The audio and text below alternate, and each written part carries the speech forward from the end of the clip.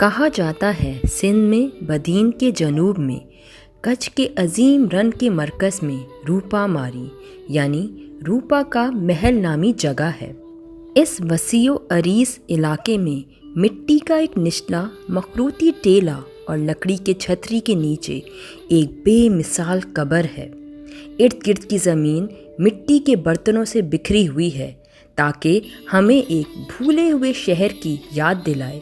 ان کا کہنا ہے کہ ان کھنڈرات کا نام بھونگڑ کی رانی کے نام پر رکھا گیا ہے جو سندھ کے سومرا بادشاہ میں سے دوسرے تھے جنہوں نے یہ قصبہ تعمیر کیا تھا، اور یہ قبر 222 کی ہے۔ السلام علیکم، میں آپ کو خوش آمدید کہتی ہوں۔ آج میری ویڈیو کا عنوان 22 چنیسر ہیں جو کہ سندھ کے 2 لیجنڈری کریکٹرز ہیں۔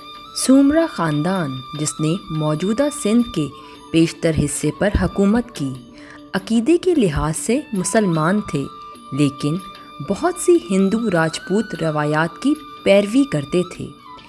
یہ خیال کیا جاتا ہے کہ وہ ان راجپوت گروہوں میں سے ایک تھے جنہوں نے 8ویں صدی میں عرب خلافت کے سندھ کو فتح کرنے کے بعد اسلام قبول کیا۔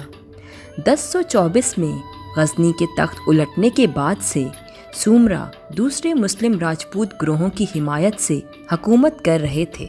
جیسا کہ 22 چنیسر لیجنڈ کے متعدد اور متضاد ورژن ہیں، اس لیے ہم زیادہ مقبول ورژن کے اہم عناصر کو ایک ساتھ ترتیب دیں گے۔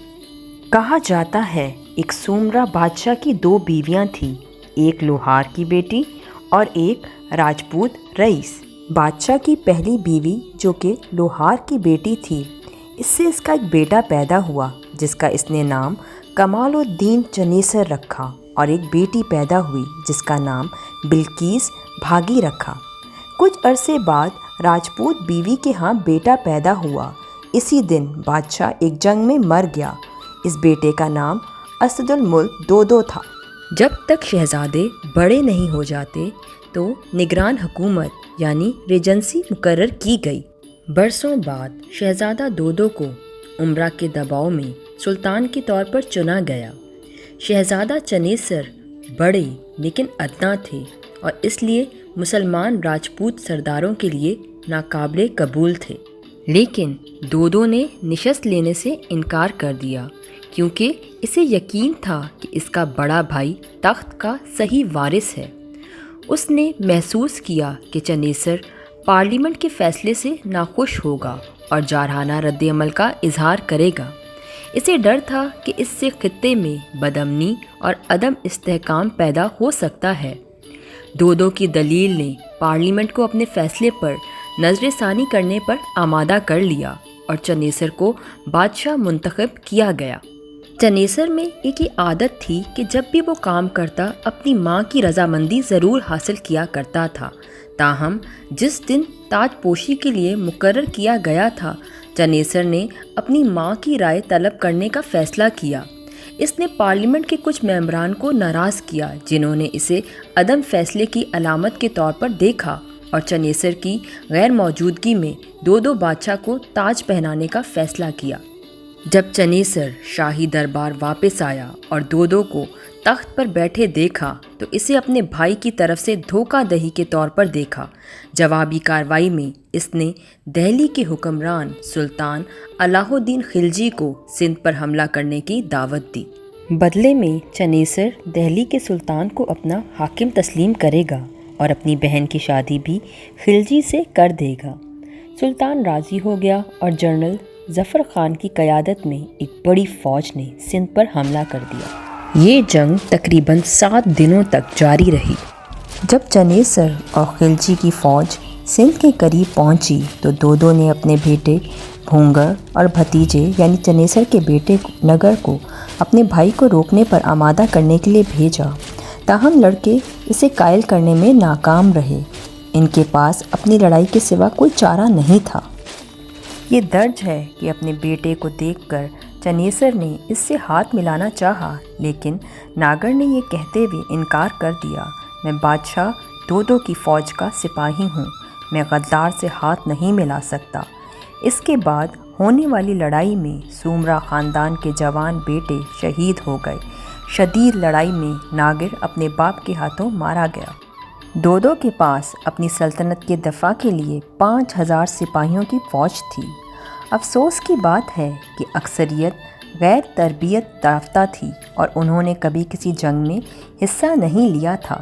جب خلجی کی فوج نے واک کوٹ دودو پر حملہ کیا تو اس کے مشیروں نے اس سے خلجی کو اپنی بہن بھاگی بھائی کے بجائے ایک لونڈی بھانئی سے شادی کی پیشکش کرنے کو کہا۔ اس پر دودو نے جواب دیا، آج بانو بھی میری بہن ہے، میں اپنی بہن کا ہاتھ کسی غیر ملکی حملہ آور کو دینے کے لیے کسی طرح راضی نہیں ہو سکتا ہوں۔ آخر کار واک کوٹ کے قریب کچے کے وسیع میدان میں افواج آمنے سامنے آ گئی۔ یہ جنگ 7 دنوں تک جاری رہی۔ دودو نے بڑی لچک کے ساتھ اپنی فوج کی قیادت کی، لیکن چنیسر نے خندق کھود کر انہیں دھوکہ دے دیا۔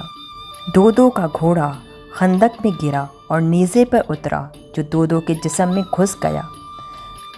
کچھ ریکارڈز بتاتے ہیں کہ چنیسر جو قریب ہی کھڑا تھا اپنے مرتے ہوئے بھائی سے پوچھا، اب آپ کیسا محسوس کر رہے ہیں؟ اس پر دودو نے جواب دیا، بھائی میں آنے والے برسوں تک اونچا کھڑا رہوں گا اور آپ گڑھوں میں۔ دودو کو 27 مارچ 1300 کو شہید کیا گیا۔ جیسے ہی جنگ شروع ہوئی، راجکماری بھاگی سمیت زیادہ تر بزرگ خواتین کو دارالحکومت سے نکال کر سما راجپوت قبیلے کے ایک ممتاز سردار جام ابڑو سما کی حفاظت میں رکھا گیا تھا۔ ظفر خان نے دارالحکومت پر قبضہ کر لیا اور شہزادی کو خلجی کے سامنے پیش کرنے کے لیے اسے پکڑنے کا منصوبہ بنایا، پر ترکوں کی ناپاک فطرت کو سمجھتے ہوئے چنیسر نے ان پر حملہ کیا اور لڑتے لڑتے وہ بھی مر گیا۔ اس کے بعد سلطنت کی فوج نے جام ابڑو کے قلعے کا محاصرہ کر لیا۔ بہت سے افسانوں میں یہ قصہ بھی ملتا ہے کہ بھاگی اور باقی ساری خواتین مردوں کا لباس پہن کر ان سے لڑنے کے لیے نکل گئی، اور کہیں یہ بھی آتا ہے کہ قلعے کو آگ لگا دی گئی تاکہ اپنی عزت کو محفوظ رکھا جا سکے۔ پر یہ کہا جاتا ہے کہ جیسے ہی عورتوں نے چیخیں ماری، زمین پھٹ گئی اور ساری کی ساری عورتیں زمین کے اندر چلی گئی۔ فاتح ترک قلعے میں داخل ہوئے اور انہیں جو کچھ ملا وہ کھنڈرات اور جلی ہوئی ہڈیاں تھیں۔ غضبناک ظفر خان اس سب کی فضولیات پر افسوس کا اظہار کرتے ہوئے اور مرنے والوں پر دل کی گہرائیوں سے ماتم کرتے ہوئے دلی واپس چلا گیا۔ کچھ ورژن سندھ کے صحراؤں میں تمام ترکوں کے پیاس سے مرنے کے ساتھ ختم ہوتے ہیں۔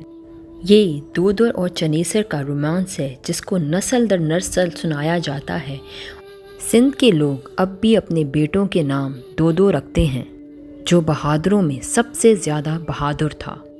آئی ہوپ آپ کو میری یہ ویڈیو پسند آئی ہوگی۔ اب آپ سے نیکسٹ ویڈیو میں نیکسٹ ٹاپک کے ساتھ ملاقات ہوگی۔ تب تک اللہ حافظ، اپنا خیال رکھیے گا۔